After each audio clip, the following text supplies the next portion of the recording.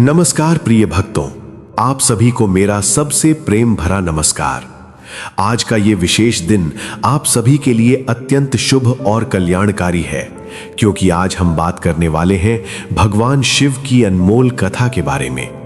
लेकिन उससे पहले मैं आप सभी से एक छोटी सी विनती करना चाहता हूं। ये कथा जितनी प्रभावशाली है, इसे सुनने का पुण्य तभी पूरा होगा जब आप इस वीडियो को लाइक करेंगे और इसे अधिक से अधिक लोगों तक पहुंचाएंगे। अगर ये कथा आपको प्रेरणा देती है, अगर इससे आपके मन को शांति मिलती है, तो कृपया इस वीडियो को लाइक करना न भूलें।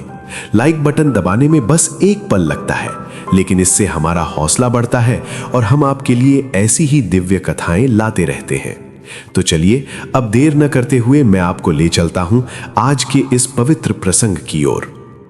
आज हम जिस कथा को सुनने जा रहे हैं वो केवल एक कहानी नहीं है, बल्कि ये उन सभी भक्तों के लिए एक मार्गदर्शिका है जो अपने जीवन में आ रही बाधाओं से परेशान है।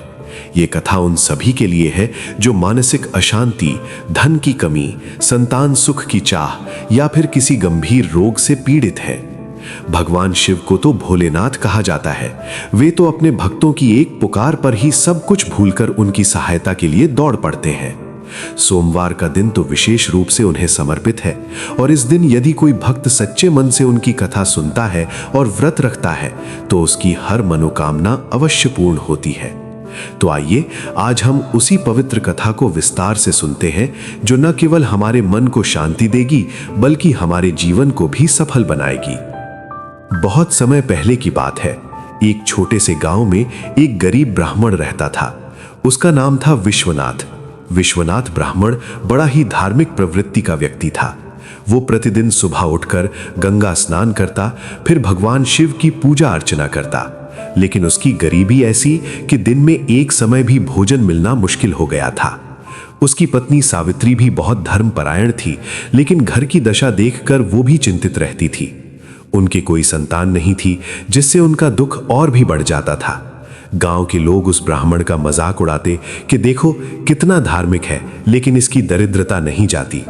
इन बातों को सुनकर विश्वनाथ का मन बहुत दुखी होता, लेकिन फिर भी वो अपनी आस्था पर अडिग रहा। एक दिन सोमवार का दिन था। विश्वनाथ ब्राह्मण ने सोचा कि आज वो विशेष रूप से भगवान शिव की आराधना करेगा और उनसे अपनी इस दुखदायी स्थिति से उबारने की प्रार्थना करेगा। उसने प्रातःकाल स्नान करके भगवान शिव का जलाभिषेक किया, लेकिन उसके पास न तो बेलपत्र थे न ही धतूरा। उसने मन ही मन भगवान से प्रार्थना की, हे भोलेनाथ, आपके भक्त के पास आपको अर्पित करने के लिए कुछ नहीं है, केवल मेरा मन है जो आपके चरणों में सदैव समर्पित है। उसने जल की कुछ बूंदें ही शिवलिंग पर चढ़ा दी और गहरे ध्यान में बैठ गया। तभी अचानक उसे एक अद्भुत दिव्य प्रकाश दिखाई दिया। उस प्रकाश में एक दिव्य पुरुष प्रकट हुए, जिनके मस्तक पर चंद्रमा सुशोभित था और गले में सर्पों की माला थी। ये स्वयं भगवान शंकर थे। विश्वनाथ आश्चर्यचकित रह गया। वो भगवान के चरणों में गिर पड़ा। भगवान शिव ने उसे आशीर्वाद दिया और कहा, विश्वनाथ, मैं तुम्हारी भक्ति से अत्यंत प्रसन्न हूं। तुमने मुझसे कुछ भी नहीं मांगा, केवल मुझे पुकारा। बताओ तुम्हें क्या चाहिए? विश्वनाथ ने हाथ जोड़कर कहा, प्रभु, मैं तो केवल आपके दर्शन का पुण्य पाकर ही कृतार्थ हो गया, मुझे कुछ नहीं चाहिए। भगवान शिव ने उसकी ये बात सुनकर और भी प्रसन्न होकर कहा, तुम्हारी ये निष्प्रिय भक्ति ही तुम्हारी सबसे बड़ी पूंजी है। फिर भी मैं तुम्हें एक वरदान देता हूं कि तुम्हारे घर में कभी किसी वस्तु की कमी नहीं होगी और तुम्हें पुत्र रत्न की भी प्राप्ति होगी। लेकिन ये सब तब होगा जब तुम एक विशेष व्रत और कथा का पालन करोगे। इतना कहकर भगवान शिव अंतर्ध्यान हो गए। विश्वनाथ की आंखें खुली तो उसने स्वयं को अपने झोंपड़े में पाया। उसे लगा कि शायद ये एक स्वप्न था, लेकिन उसके मन में एक अटूट विश्वास और शक्ति का संचार हुआ। उसने अपनी पत्नी सावित्री को सारी बात बताई। सावित्री भी बहुत प्रसन्न हुई और बोली, यदि स्वयं भोलेनाथ ने हमें ये आदेश दिया है तो हमें अवश्य ही उस व्रत को करना चाहिए। फिर क्या था, उन दोनों ने अगले सोमवार से ये व्रत आरंभ करने का निश्चय किया। अब प्रश्न ये उठता है कि वो विशेष व्रत और कथा क्या थी जिसे करने का आदेश भगवान शिव ने विश्वनाथ को दिया था। ये व्रत था 16 सोमवार का व्रत, जिसे 16 सोमवार व्रत के नाम से जाना जाता है। ये व्रत अत्यंत ही पुण्यदायी और मनोकामना पूर्ण करने वाला माना जाता है। जो भी भक्त सच्चे मन और श्रद्धा से ये व्रत करता है, उसकी सभी मनोकामनाएं पूर्ण होती हैं और जीवन में सुख समृद्धि आती है। तो आइए आगे बढ़ते हैं और जानते हैं कि विश्वनाथ और सावित्री ने ये व्रत कैसे किया और उनके जीवन में क्या परिवर्तन आया। विश्वनाथ ने अगले सोमवार से व्रत आरंभ कर दिया। उसने प्रतिज्ञा ली कि वो लगातार 16 सोमवार तक ये व्रत करेगा। वो प्रतिदिन प्रातःकाल उठकर स्नान करता और भगवान शिव का जलाभिषेक करता। उसने धीरे धीरे अपने आसपास के जंगल से बेलपत्र, धतूरा और अन्य पूजन सामग्री इकट्ठा करना शुरू कर दिया। उसकी पत्नी सावित्री भी पूरे विधि विधान से उसके साथ व्रत रखती। वो दिन में केवल एक बार फलाहार करती और शाम को भगवान शिव की कथा सुनती। पहले सोमवार को विश्वनाथ ने कथा सुनाई। कथा कुछ इस प्रकार थी। एक बार की बात है, एक राजा था जिसका नाम था चंद्रसेन। वो बहुत प्रतापी और धर्मात्मा राजा था, लेकिन उसे कोई संतान नहीं थी। इस बात से वो बहुत दुखी रहता था।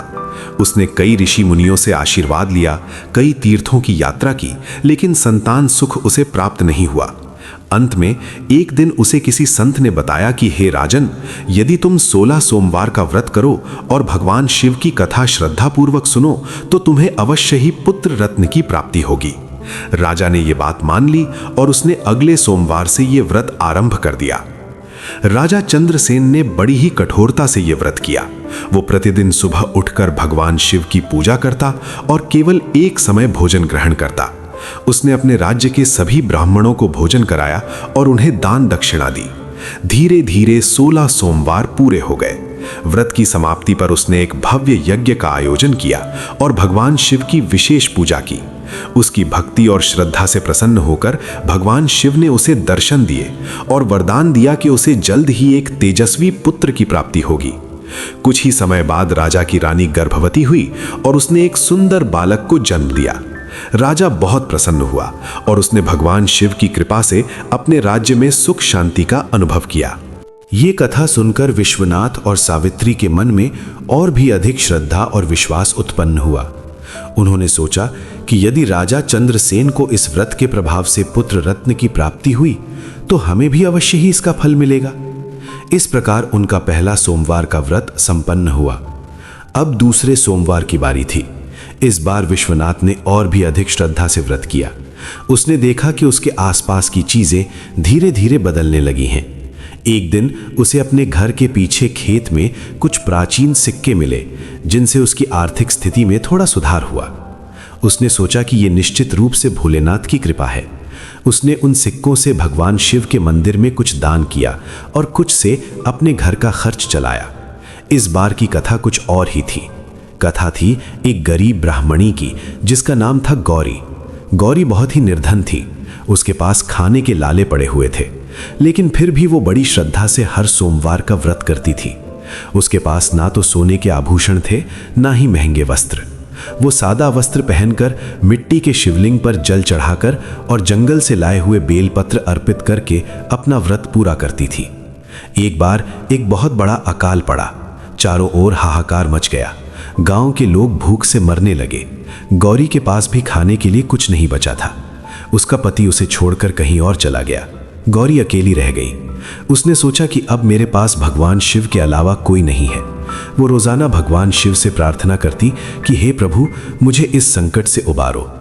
एक दिन वो भूख से व्याकुल होकर जंगल में लकड़ियां चुनने गई। वहां उसे एक पेड़ के नीचे एक दिव्य प्रकाश दिखाई दिया। वो उस प्रकाश की ओर बढ़ी तो देखा कि वहां एक सुंदर शिवलिंग स्थापित है और उसके पास एक थाली में रखे हुए सोने के सिक्के चमक रहे हैं। गौरी ने सोचा कि यह स्वप्न है, लेकिन वो सिक्के असली थे। उसने हाथ जोड़कर भगवान शिव को प्रणाम किया और वे सिक्के ले लिए। उससे उसने अपना गुजर बसर किया और धीरे धीरे उसकी आर्थिक स्थिति में सुधार होने लगा। उसने उन सिक्कों से एक छोटा सा मंदिर भी बनवाया और हर दिन वहां जाकर भगवान शिव की पूजा करने लगी। कुछ ही समय में उसका पति भी लौट आया और उन्होंने सुखपूर्वक जीवन व्यतीत किया। ये कथा सुनकर विश्वनाथ और सावित्री को बहुत प्रेरणा मिली। उन्होंने सोचा कि जिस प्रकार गौरी को उसकी भक्ति के कारण भगवान शिव ने सहारा दिया, उसी प्रकार वे भी हमारी रक्षा करेंगे। उन्होंने अपना व्रत नियम पूर्वक जारी रखा। इस प्रकार धीरे धीरे उनके 16 सोमवार के व्रत के कई सोमवार बीत गए। उनके जीवन में भी चमत्कारिक परिवर्तन आने लगे। विश्वनाथ को गांव के एक धनी व्यक्ति ने अपने यहाँ पूजा पाठ के लिए बुलाया और उसे अच्छा वेतन देने लगा। उनके घर में भोजन की कमी नहीं रही। उनके पास अब थोड़ा बहुत धन भी हो गया था। लेकिन सबसे महत्वपूर्ण बात यह थी कि उनके मन में शांति और संतोष का वास हुआ। वे जानते थे कि ये सब भगवान शिव की ही कृपा है। इस बीच एक दिन सावित्री ने सपना देखा कि भगवान शिव उससे कह रहे हैं, सावित्री, तुम्हारी भक्ति से मैं अत्यंत प्रसन्न हूं। अब तुम्हारा व्रत पूरा होने वाला है। अगले सोमवार को तुम्हारे व्रत का 16वां सोमवार है। उस दिन तुम विशेष रूप से पूजा करना और मेरी कथा सुनना। इसके बाद तुम्हें पुत्र रत्न की प्राप्ति होगी। सावित्री की आंख खुली तो उसकी खुशी का ठिकाना न रहा। उसने अपने पति को यह सपना बताया। दोनों ने मिलकर अंतिम सोमवार की तैयारियां शुरू कर दी। अंतिम सोमवार का दिन आया। विश्वनाथ और सावित्री ने सुबह सुबह स्नान किया और साफ वस्त्र धारण किए। उन्होंने भगवान शिव का अभिषेक दूध, दही, घी, शहद और गंगा जल से किया। उन्होंने शिवलिंग पर बेलपत्र, धतूरा, भांग और चंदन चढ़ाया। फिर उन्होंने भगवान शिव की आरती उतारी और विधि पूर्वक पूजा की। उसके बाद विश्वनाथ ने कथा सुनानी शुरू की। इस बार की कथा और भी विशेष थी। कथा थी भगवान शिव के परम भक्त रावण की। रावण महान ज्ञानी और शक्तिशाली राजा था, लेकिन वो भगवान शिव का परम भक्त था। उसने कठोर तपस्या करके भगवान शिव को प्रसन्न किया था और उनसे अमरता का वरदान मांगा था। लेकिन भगवान शिव ने उसे अमरता का वरदान नहीं दिया, बल्कि उसे अद्वितीय शक्तियां प्रदान की। एक बार रावण ने सोचा कि वो भगवान शिव को अपनी नगरी लंका ले जाकर स्थापित करेगा। उसने कैलाश पर्वत को ही उठा लिया। जब भगवान शिव ने देखा कि रावण उनके पर्वत को उठा रहा है, तो उन्होंने अपने अंगूठे से पर्वत को दबा दिया। रावण की भुजाएं दब गईं और वो चिल्लाने लगा। तब उसने भगवान शिव की स्तुति की और उनसे क्षमा मांगी। भगवान शिव ने उसकी भक्ति से प्रसन्न होकर उसे रावण नाम दिया और उसे आशीर्वाद दिया। ये कथा सुनाकर विश्वनाथ ने बताया कि भगवान शिव कितने दयालु हैं और अपने भक्तों की कितनी रक्षा करते हैं।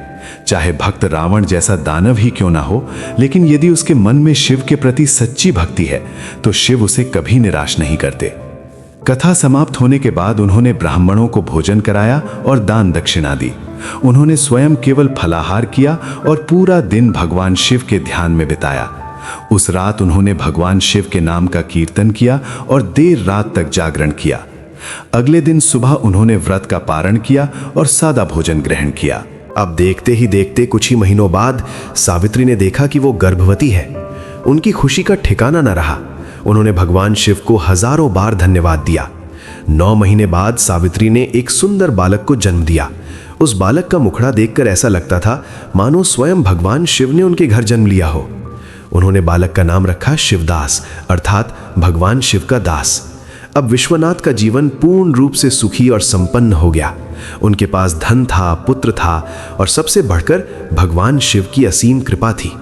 उन्होंने अपने गांव में एक छोटा सा शिव मंदिर बनवाया और हर सोमवार को वहां सभी ग्रामीणों को इकट्ठा करके ये कथा सुनाते और सभी को इस व्रत का महत्व बताते। इस प्रकार विश्वनाथ और सावित्री ने 16 सोमवार के व्रत के प्रभाव से न केवल अपना जीवन सफल बनाया, बल्कि उन्होंने दूसरों को भी इस व्रत के प्रति प्रेरित किया। उनकी कथा आज भी हमें यह सिखाती है कि यदि हम सच्चे मन से भगवान शिव की आराधना करें, उनका व्रत करें और उनकी कथा श्रद्धापूर्वक सुने, तो वे हमारी हर मनोकामना अवश्य पूर्ण करते हैं।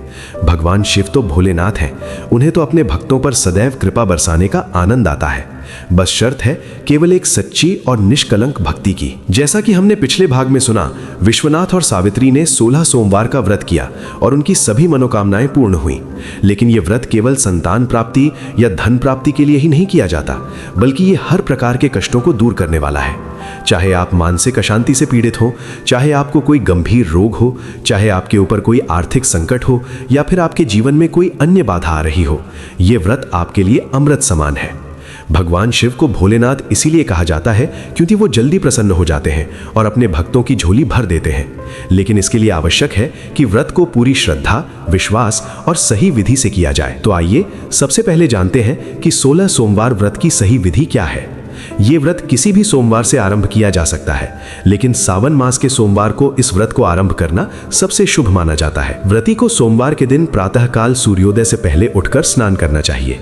स्नान के बाद साफ वस्त्र धारण करें। अब पूजा की तैयारी करें। पूजा के लिए आपको चाहिए जल का पात्र, दूध, दही, घी, शहद, गंगाजल, बेलपत्र, धतूरा, भांग, चंदन, अक्षत, चावल, फूल, मिठाई या फल और दीपक। यदि संभव हो तो शिवलिंग पर पंचामृत से अभिषेक करें। पंचामृत बनाने के लिए दूध, दही, घी, शहद और गंगा जल को मिलाया जाता है। अभिषेक के बाद शिवलिंग पर चंदन का लेप लगाएं और फिर बेलपत्र, धतूरा, भांग और फूल चढ़ाएं। बेलपत्र हमेशा 3 पत्तों वाला ही चढ़ाना चाहिए क्योंकि ये भगवान शिव को अत्यंत प्रिय है। धतूरा और भांग भी उन्हें प्रिय हैं, लेकिन यदि ये उपलब्ध ना हो तो कोई बात नहीं, आप केवल बेलपत्र और फूल से भी पूजा कर सकते हैं। अब सबसे महत्वपूर्ण है कथा का श्रवण। बिना कथा सुने ये व्रत पूरा नहीं माना जाता। व्रती को स्वयं कथा पढ़नी चाहिए या किसी ब्राह्मण या अन्य व्यक्ति से कथा सुननी चाहिए। कथा सुनते समय पूरा ध्यान कथा पर केंद्रित रहना चाहिए और मन में भगवान शिव का ध्यान करना चाहिए। कथा समाप्त होने के बाद भगवान शिव की आरती करें और फिर प्रसाद वितरित करें। व्रती को दिन में केवल एक बार फलाहार करना चाहिए। वो फल, दूध या अन्य सात्विक भोजन ग्रहण कर सकता है। कुछ लोग केवल जल या दूध पर ही रहते हैं, लेकिन ये आपकी श्रद्धा और शारीरिक क्षमता पर निर्भर करता है। व्रत के दिन बाल नहीं कटवाने चाहिए और ना ही किसी प्रकार का मांस मदिरा का सेवन करना चाहिए। इस दिन क्रोध, ईर्ष्या और द्वेष जैसी भावनाओं से दूर रहना चाहिए। पूरा दिन भगवान शिव के ध्यान और भजन कीर्तन में बिताना चाहिए। इसी प्रकार लगातार 16 सोमवार तक व्रत करना होता है। ध्यान रखें, यदि बीच में किसी कारणवश व्रत छूट जाए तो व्रत टूट जाता है और आपको इसे दोबारा से आरंभ करना होता है। इसलिए इस व्रत को शुरू करने से पहले ये सुनिश्चित कर लें कि आप इसे नियम पूर्वक पूरा कर सकेंगे। 16वें सोमवार के दिन विशेष रूप से पूजा अर्चना करनी चाहिए।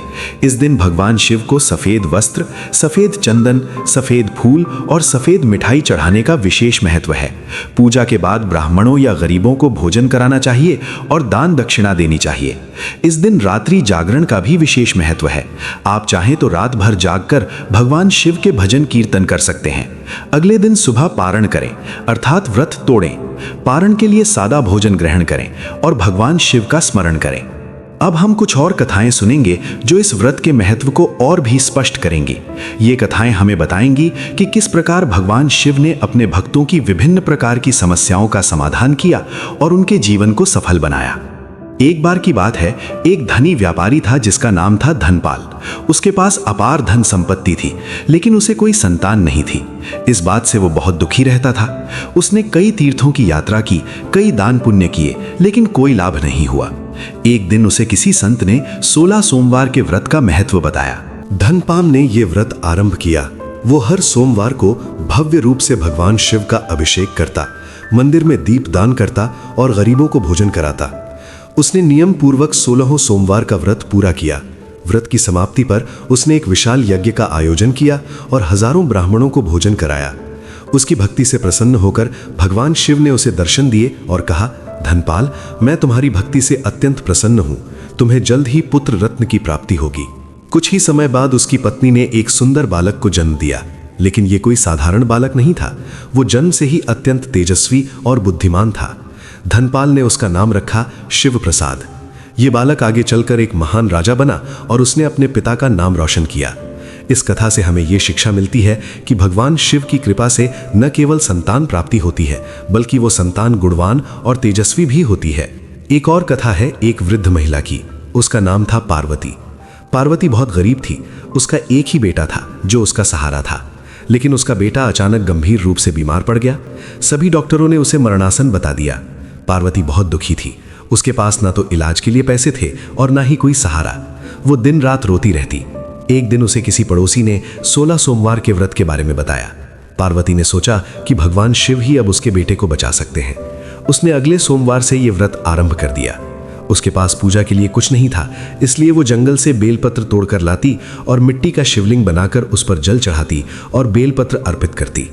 वो हर सोमवार को अपने बेटे के स्वास्थ्य की कामना के साथ ये व्रत करती। धीरे धीरे उसके बेटे की तबीयत में सुधार होने लगा।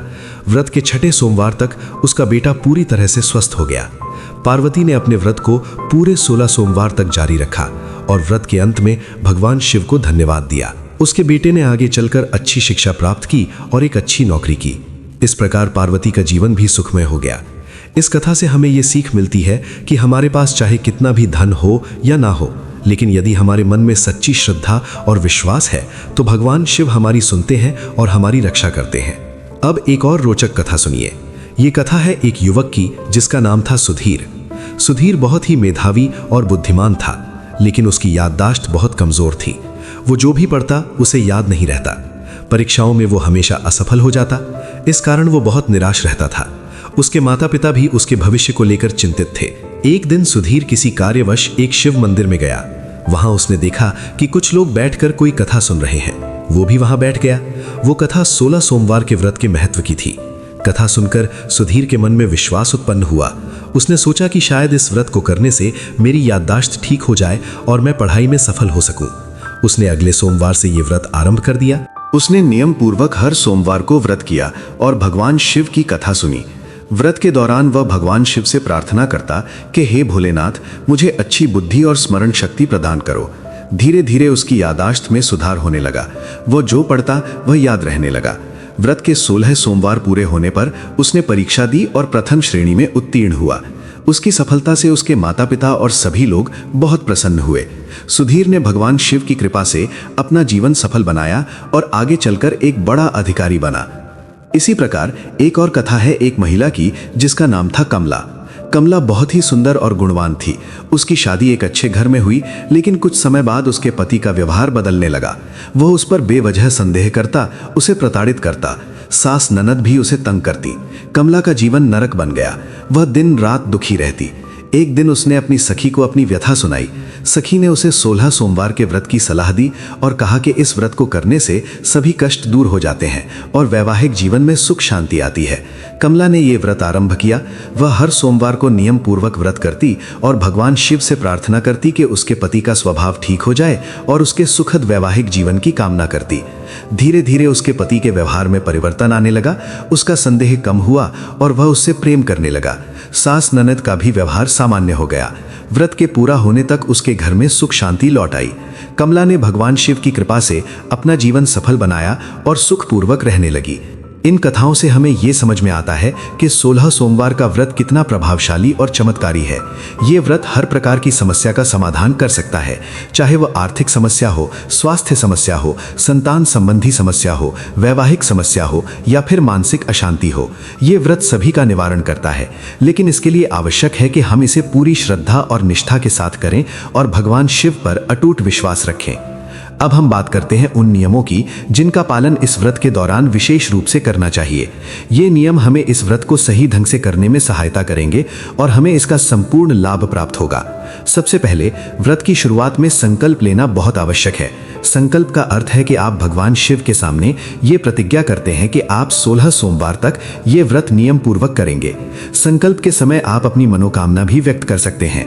उदाहरण के लिए आप कह सकते हैं कि हे भगवान शिव, मैं आपकी कृपा प्राप्त करने के लिए और अपनी इस समस्या के समाधान के लिए 16 सोमवार का व्रत करने का संकल्प लेता हूँ। कृपया मुझे इस व्रत को सफलतापूर्वक पूरा करने की शक्ति प्रदान करें। दूसरी महत्वपूर्ण बात है ब्रह्मचर्य का पालन। व्रत के दौरान ब्रह्मचर्य का पालन करना अत्यंत आवश्यक माना जाता है। इसका अर्थ है कि इस अवधि में आपको कामुक विचारों और क्रियाओं से दूर रहना चाहिए। यह आपकी आध्यात्मिक ऊर्जा को बढ़ाता है और आपको व्रत का पूर्ण लाभ प्राप्त करने में सहायता करता है। तीसरी बात है सात्विक भोजन। व्रत के दिनों में आपको सात्विक भोजन ही ग्रहण करना चाहिए। इसका अर्थ है तामसिक भोजन जैसे मांस, मछली, अंडा, प्याज, लहसुन आदि से दूर रहना। सात्विक भोजन से मन शांत रहता है और भक्ति में एकाग्रता बढ़ती है। चौथी बात है दान पुण्य। इस व्रत के दौरान दान पुण्य का विशेष महत्व है। आप अपनी क्षमता के अनुसार गरीबों और जरूरतमंदों को भोजन करा सकते हैं, वस्त्र दान कर सकते हैं या फिर शिव मंदिर में कुछ चढ़ा सकते हैं। ऐसा करने से आपकी मनोकामना शीघ्र पूर्ण होती है और भगवान शिव अत्यंत प्रसन्न होते हैं। पांचवी बात है कथा का श्रवण। जैसा कि हमने पहले भी कहा, इस व्रत में कथा का श्रवण सबसे महत्वपूर्ण है। बिना कथा सुने ये व्रत अधूरा माना जाता है। इसलिए सुनिश्चित करें कि आप हर सोमवार को ये कथा सुने। आप चाहें तो स्वयं पढ़ सकते हैं या किसी और से सुन सकते हैं। छठी बात है ध्यान और जाप। व्रत के दिनों में भगवान शिव का ध्यान करना और उनके मंत्रों का जाप करना बहुत लाभकारी होता है। आप ओम नमः शिवाय का जाप कर सकते हैं। ये मंत्र अत्यंत शक्तिशाली है और इसे करने से मन को शांति मिलती है और भगवान शिव की कृपा शीघ्र प्राप्त होती है। 7वीं बात है क्रोध और अहंकार से दूरी। व्रत के दौरान क्रोध और अहंकार जैसी भावनाओं से दूर रहना चाहिए। ये भावनाएं आपकी ऊर्जा को नष्ट करती हैं और आपके व्रत के प्रभाव को कम कर सकती हैं।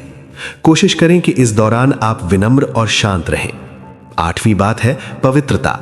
व्रत के दौरान शारीरिक और मानसिक पवित्रता का विशेष ध्यान रखना चाहिए। प्रतिदिन स्नान करें, साफ वस्त्र पहनें और अपने मन में किसी के प्रति द्वेष या ईर्ष्या न रखें। 9वीं बात है नियमितता। इस व्रत में नियमितता अत्यंत आवश्यक है।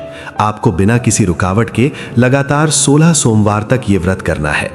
यदि किसी कारणवश एक सोमवार भी छूट गया तो व्रत टूट जाएगा और आपको इसे पुनः आरंभ करना होगा। इसलिए व्रत शुरू करने से पहले अपने कार्यक्रम की योजना बना लें। 10वीं बात है विश्वास। सबसे महत्वपूर्ण है भगवान शिव पर अटूट विश्वास। जब तक आपके मन में पूर्ण विश्वास नहीं होगा कि भगवान शिव आपकी सुनेंगे और आपकी मनोकामना पूर्ण करेंगे, तब तक आपको इस व्रत का पूर्ण लाभ नहीं मिल सकता। इसलिए पूरे मन से, पूरे विश्वास के साथ ये व्रत करें। इन सभी नियमों का पालन करते हुए यदि कोई व्यक्ति 16 सोमवार का व्रत करता है तो उसके जीवन में निश्चित रूप से चमत्कारिक परिवर्तन आते हैं। भगवान शिव उसकी हर मनोकामना पूर्ण करते हैं और उसके जीवन को सुख समृद्धि से भर देते हैं। अब हम विश्वनाथ और सावित्री की कहानी पर लौटते हैं। जैसा कि हमने पिछले भाग में सुना, उनके पुत्र शिवदास का जन्म हुआ था। शिवदास जैसे जैसे बड़ा होता गया, उसमें अद्भुत गुण दिखाई देने लगे। वो बहुत ही बुद्धिमान और तेजस्वी था। उसने अपने पिता विश्वनाथ से सभी धार्मिक शास्त्रों और कथाओं का ज्ञान प्राप्त किया। वो भी अपने माता पिता की तरह भगवान शिव का परम भक्त बन गया। वो हर सोमवार को व्रत रखता और शिव मंदिर में जाकर पूजा अर्चना करता। एक दिन की बात है, उसी गांव में एक बहुत बड़ा अकाल पड़ा। चारों ओर सूखा पड़ गया, फसलें बर्बाद हो गईं। गांव के लोग भूख से मरने लगे। विश्वनाथ और सावित्री भी इस अकाल से प्रभावित हुए, लेकिन उनके पास भगवान शिव की कृपा से संचित कुछ धन था जिससे वे अपना गुजर बसर कर रहे थे। लेकिन शिवदास का हृदय गांव वालों की दुर्दशा देखकर द्रवित हो उठा। उसने अपने पिता से पूछा, पिताजी, हमारे गांव वाले इतने दुखी हैं, क्या भगवान शिव उनकी सहायता नहीं कर सकते? विश्वनाथ ने कहा, बेटा, भगवान शिव तो सबकी सहायता करते हैं, लेकिन उनकी कृपा प्राप्त करने के लिए हमें स्वयं भी प्रयास करना पड़ता है। शिवदास ने सोचा कि वो कुछ ऐसा करेगा जिससे गांव वालों को इस अकाल से राहत मिले। उसने अपने पिता से 16 सोमवार के व्रत के बारे में विस्तार से जाना। फिर उसने सोचा कि क्यों ना वो इस व्रत को गांव वालों के कल्याण के लिए करे। उसने अगले सोमवार से ये व्रत आरंभ कर दिया। उसका उद्देश्य था कि भगवान शिव प्रसन्न हो और गांव में अकाल समाप्त हो, वर्षा हो और लोग सुखी हों। शिवदास ने बड़ी ही कठोरता से ये व्रत किया। वो केवल जल पर रहता और भगवान शिव का ध्यान करता। वो हर सोमवार को गांव के शिव मंदिर में जाकर पूजा करता और भगवान से गांव वालों की भलाई की प्रार्थना करता। धीरे धीरे उसके व्रत के प्रभाव से चमत्कार होने लगे। व्रत के 8वें सोमवार के बाद आसमान में बादल छाने लगे और भारी वर्षा हुई। सूखी धरती हरी भरी हो गई। लोगों ने राहत की सांस ली। शिवदास ने अपना व्रत पूरे 16 सोमवार तक जारी रखा और व्रत के अंत तक गांव में पूरी तरह से अकाल समाप्त हो गया। फसलें लहलहाने लगी और गांव फिर से समृद्ध हो गया। गांव वाले शिवदास की भक्ति और समर्पण से अत्यंत प्रभावित हुए। वे सब उसका आदर करने लगे।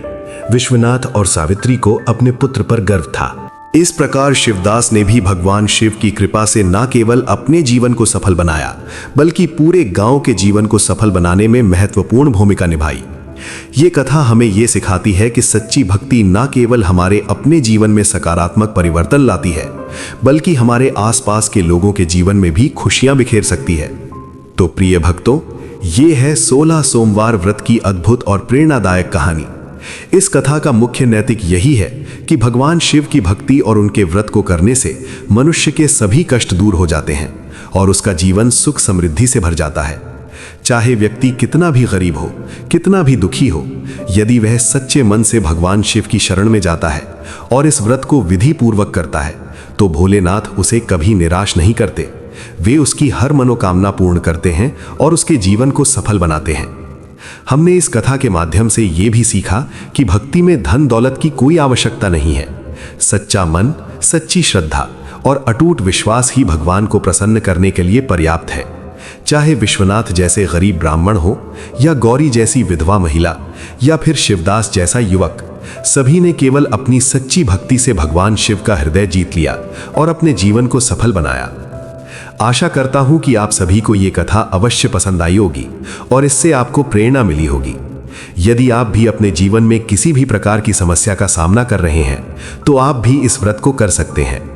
भगवान शिव की कृपा से आपकी सभी समस्याओं का समाधान निश्चित रूप से होगा। अंत में मैं आप सभी से एक विशेष विनती करना चाहता हूं। यदि आपको ये कथा पसंद आई हो और आपने इससे कुछ सीखा हो, तो कृपया इस वीडियो को लाइक करें और इसे अधिक से अधिक लोगों के साथ साझा करें। जितने अधिक लोग इस पवित्र कथा को सुनेंगे, उतना ही अधिक पुण्य आपको प्राप्त होगा। साथ ही यदि आपने आज तक हमारे चैनल को सब्सक्राइब नहीं किया है, तो कृपया अभी सब्सक्राइब बटन दबाएं और बेल आइकन को भी दबाएं, ताकि आपको हमारे द्वारा लाई गई ऐसी ही पवित्र और प्रेरणादायक कथाओं की सूचना सबसे पहले मिलती रहे। हम आपके लिए ऐसी ही अनेक कथाएं लाते रहेंगे, जो आपके जीवन को सुख, शांति और समृद्धि से भर देंगी। तो प्रिय भक्तों, आज की ये कथा यहीं समाप्त होती है। अगली कथा में हम फिर मिलेंगे एक नए और पवित्र प्रसंग के साथ। तब तक के लिए भगवान शिव की कृपा आप सभी पर बनी रहे। आप सभी सुखी और समृद्ध रहें। जय शिव शंकर। हर हर महादेव।